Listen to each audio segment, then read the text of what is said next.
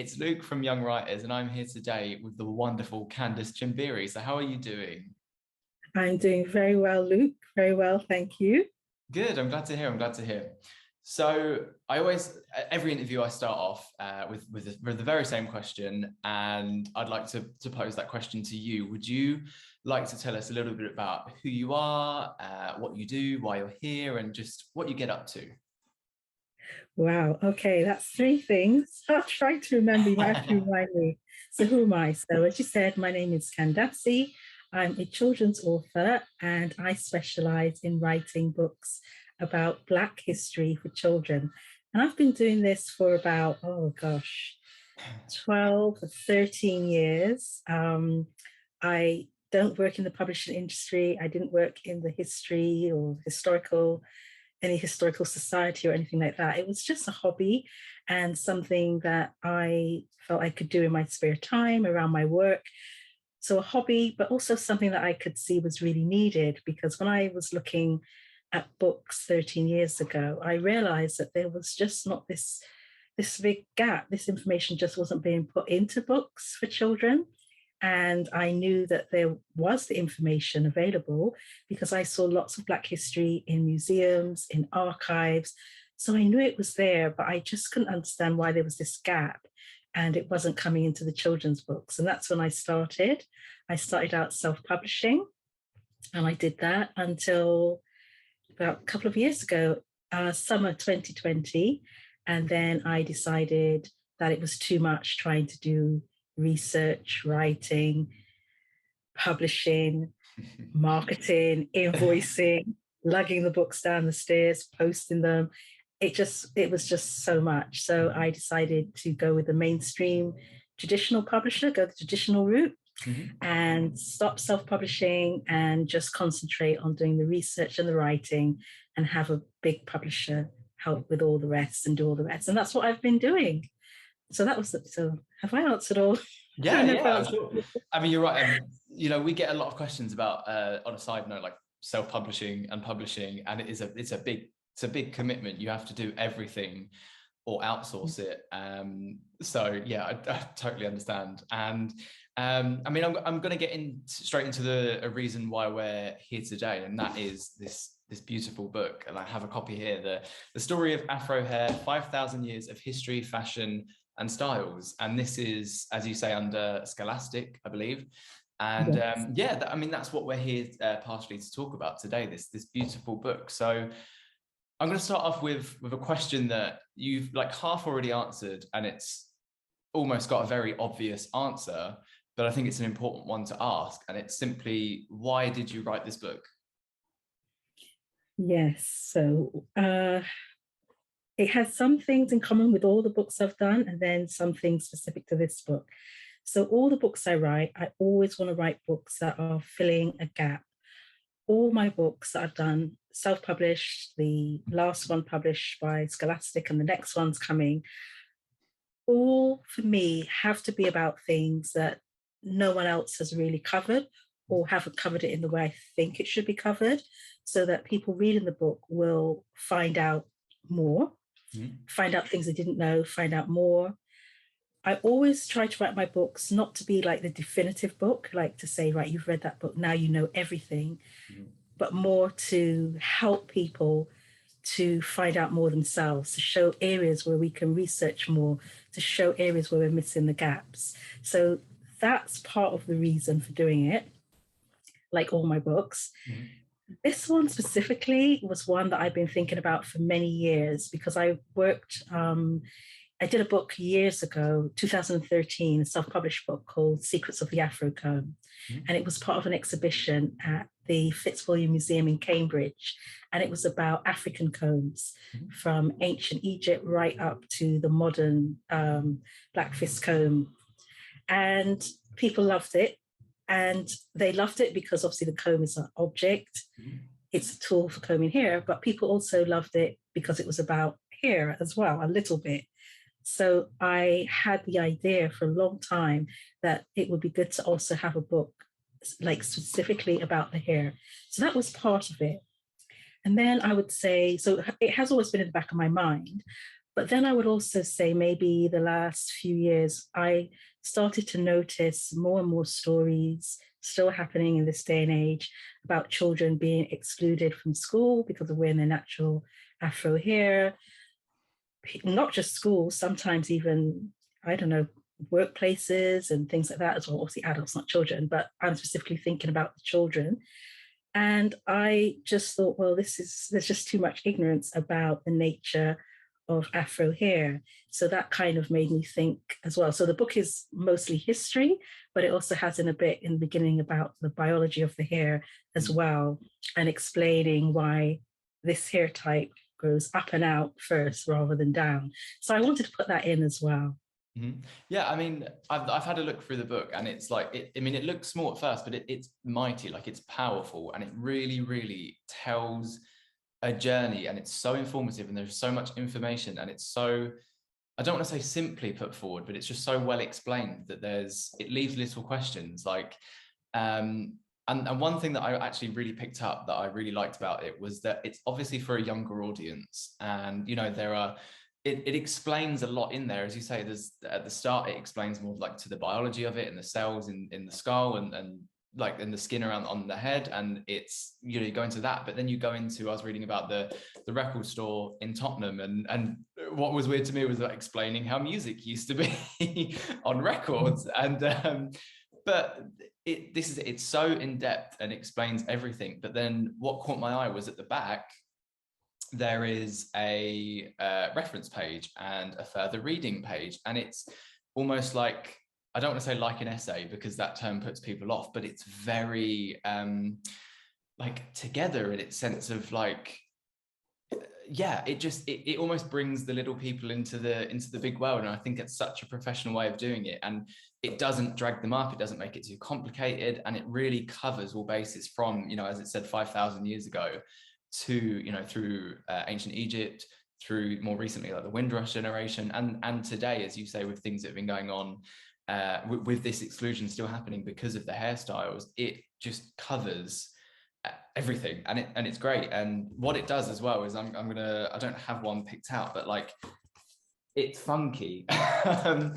So the next question is the illustrations. Of course, that wasn't you, that was Joel Avellino. I hope I'm pronouncing that right. And it just makes the book, the collaboration between storytelling, the information that's being given in such a clear and concise way with these like incredible illustrations, just makes this book formidable.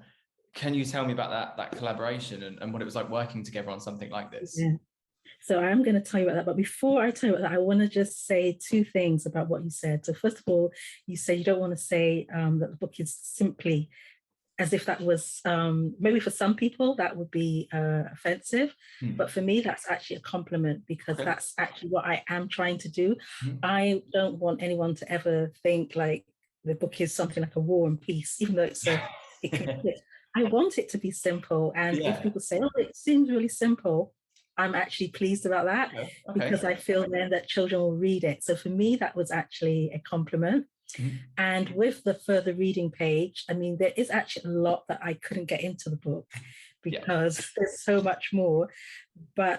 And so when we were looking at space, but I really feel it's important to have that, because like I said, I want people to read this book and find things that they think are interesting, and then go and do further research and learn more about it. And maybe other books can come out about it as well. So I'm really glad that you appreciated that page, because I feel it's really important to show the sources. And for someone who writes nonfiction as well, I like to know the sources that have been used in a book, because there's facts and then there's also the interpretation of the facts. And someone can go back and read that again and say, okay, so Kandace did get that right. She got that right. Okay, those facts are right, but I don't agree with the interpretation. So it is actually really, really important. Yeah. So about the illustrations, this was very, very new for me, because in the past, when I self-published, I obviously did everything, not the illustrations, obviously, but I dealt direct with the artists. And this is the second book in the series of 5 that I've signed the deal with Scholastic. And the first book was a reprint of the Story of the Windrush. So that one, they used the same illustrations that I'd already done. So it was a republished book. So this is actually the first time I've worked on a book where I wasn't in charge of dealing direct with the illustrator. And when you've been so much in control in the past, and it was a very nerve-wracking experience. I was thinking, oh, I hope the illustrations will be good. Yeah. So the publishers, they do show you the illustrator that they're going to use. And they did show me the front cover, which I immediately loved. And I said, yeah, I'm happy. And then that was it. I didn't really hear much until it was like, okay, we're going to be going to print soon. Here are the illustrations.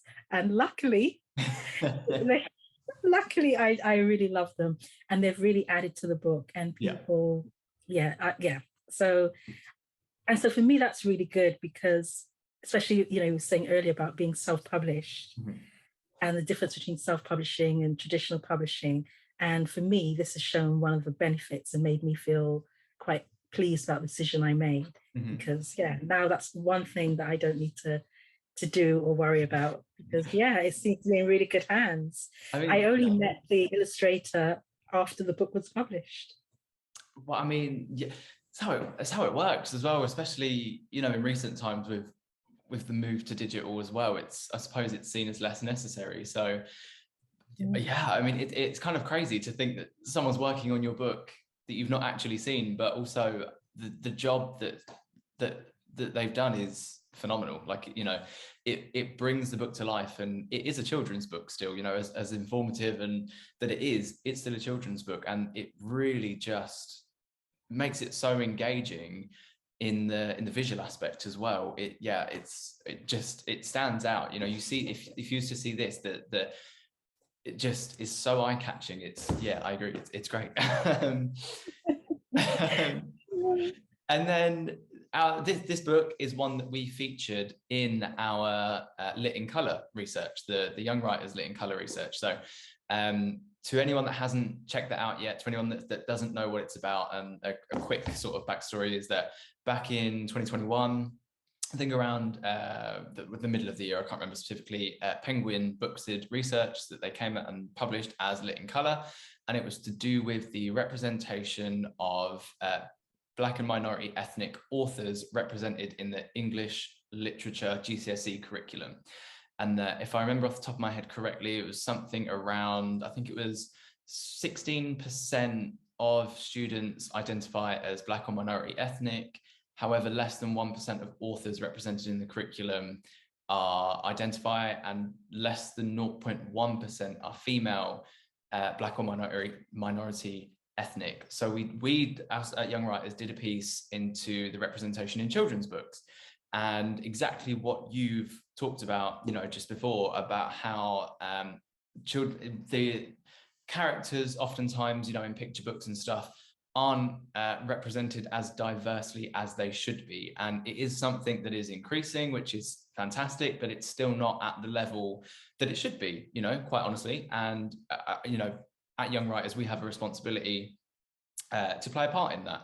And so we went out to 7 authors, including yourself, and asked the seemingly simple question, why is diversity in literature important?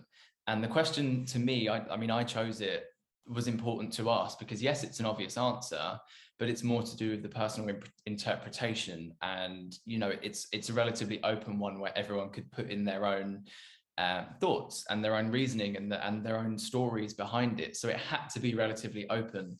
And so that's that in a nutshell. So do head to our blog and please do read it, because it's a great piece and it's really informative, and it's based on the Penguin research. It's based on the CLP Reflecting Realities research. So it's much more fun than I've just described it as, I promise. But you took part in that and you answered that question. So I would like to kind of pose the question to yourself again and for you to go into. So why is diversity in literature or children's literature important?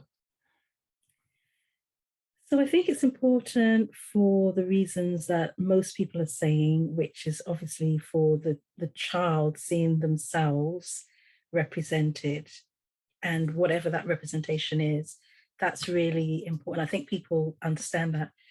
But I also think on the other side of it, it's important for children who aren't like that to read about people who are different, because we live in a world that's very diverse. It's always actually been diverse, really.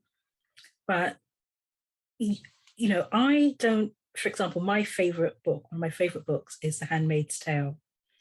That's not by a Black author. It's not about Black people, but I still really can enjoy and appreciate the book. It makes, when you read a book that is maybe even outside of your experience or outside of what you know, it can take you to worlds and to perspectives that you wouldn't think about. So I think there's also that side why it's important.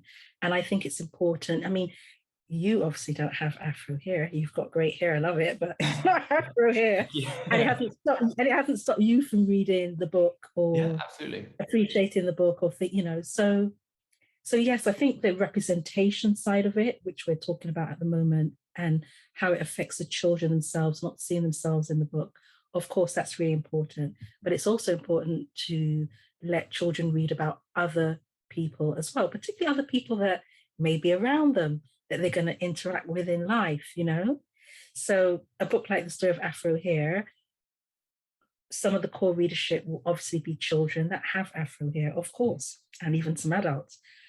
But they're also going to be children who are reading the book who don't have Afro hair and are still interested in the book as well. So I think, yes, it's about different perspectives, exposing children to different perspectives and helping them to understand the world and the world even beyond their own experiences as well. Absolutely. I mean, on a personal note, when one of the reasons that I love books and reading is because it gives you the opportunity to learn so much about the world and other perspectives that you might not be able to necessarily directly learn. You could have a really strong interest in Afro hair, for example, but you might not know anyone with Afro hair. And so you don't have that first-hand example. You don't have that friend. You don't have that person in class. You don't have that person in your workplace that that you're used to it. And so books are a really fantastic way to expand your horizons. You can read about something that's going on in South America and you're not in South America. It's just that the best ways to expand your horizons. And having a book like this in a school library, for example, not only does it help teach the class that doesn't necessarily identify with this, not the readership, but doesn't have Afro hair, for example, it not only helps them be educated on the subject, but it also means that if there is a student there that does have Afro hair and they don't feel represented, having that in their library puts them in the same position as everyone else in their class. And maybe not the same position because they're still probably underrepresented in, picture books or novels or whatnot. But, when we talk about Afro hair, this could be any manner of things, this could be anything. And it applies to all of those aspects. And one thing that I mentioned to you before we actually got started was that what this book has done, in my opinion, from looking on socials, I mean, I saw you on the radio about this book, is that it has started a conversation, a very wide conversation. And it seems that this isn't just a children's book. This is a piece of, I don't want to say history. I don't want to I don't want to jinx it almost, but it started a conversation, and sometimes they're the most important books that exist, and it's left a legacy, and hopefully it will continue to do so, and people will pick up this book and read it, and that must feel like amazing. It does. I mean, like I said, it was a book I wanted to write for a long time. And then I said yes to Scholastic, I'm going to do this one. And then I started it. And I have to be honest, when I first started it, I thought, oh, maybe I shouldn't have said I wanted to do it, because the topic was a lot more vast than I thought. Even when I started writing it, I kind of had an idea of where I thought the book would go, what I'd put in. But once I started, because obviously I had some research from before when I worked on the exhibition, but when I started to go deeper, I realized that the whole topic, even for me, there's so much I haven't put in the book as well. So even just having conversations about each individual chapter in itself, there's so much more we can discuss on, it's a vast subject. Yeah, it is. Definitely. Well, that's it. Like, as I say, the book charts over 5,000 years of history, and you have chapters in there from ancient Egyptians to Windrush, and each of these things are huge topics. I mean, especially Windrush being the biggest example. You, as you say, you literally made a book about that topic alone. So, you know, that's also why, as you mentioned before, the further reading page is so important, because there is so much more, and there is so much more information. And if it's something that interests anyone out there, then this is a really fantastic start. What I would say is, you know, I'm going to read it, and it's suitable for anyone. It's a children's book, but it's just put forward in the best way that you could be an adult. You could, like, anyone, anywhere can read this book, learn something, take something from it, and, you know, yeah, really be enriched by it. So buy it, read it, whatever, borrow it from a library, do whatever, but get your hands on it for sure. And so I always end our interviews on the very same question as well. So what do you have any writing tips, or any tips in general? It could be to do with the topic of this book, it could be to do with your publishing journey, it could be anything, but do you have any tips out there for maybe young budding writers, or anyone that wants to follow in your footsteps? You know, you've had a very defined journey where you started in diversity, which I find absolutely fascinating. So do you have anything, any knowledge that you'd like to share with everyone out there watching? Well, I just say that writing is not always easy. It's very, very solitary. You've got to do it on your own. And obviously you can't watch TV or go out with friends. You have to make some sacrifices. But it's really worth it in the end when you see your book, and particularly if people appreciate it. And when people seem to understand what it is you're trying to do, that's really rewarding. So I would say, if you've got a book in you, you want to do it, just do it. It's not easy, but I'd say do it. I mean, absolutely, yeah. But sometimes I always feel like if I'm writing something, whether it's at work or whatever, sometimes you just have this, you just feel it there, you know, it just comes out, and you have this like burst of creativity that just happens. And I think you're right. If you have that in you, if you have that desire, then do it. Just do it. In a very oversimplified manner, just do it. But, I mean, yeah, thank you so much for your time, and for taking part in Lit in Colour, and for chatting with us today. The Story of Afro Hair is out now everywhere, so I implore everyone to get your hands on a copy. Absolutely, you can order them online. You can, I believe they're being sold in bookstores, and yeah, you can check yourself out. Where can we find your work and keep up to date with you? I would say my website, which is Golden Destiny, all one word, goldendestiny.co.uk. And I'm on Instagram as well as Twitter. Fantastic. Well, thank you so much for taking the time to chat with us. And yeah, have a great weekend. Thank you, Luke. You too. Yes. Bye. Bye.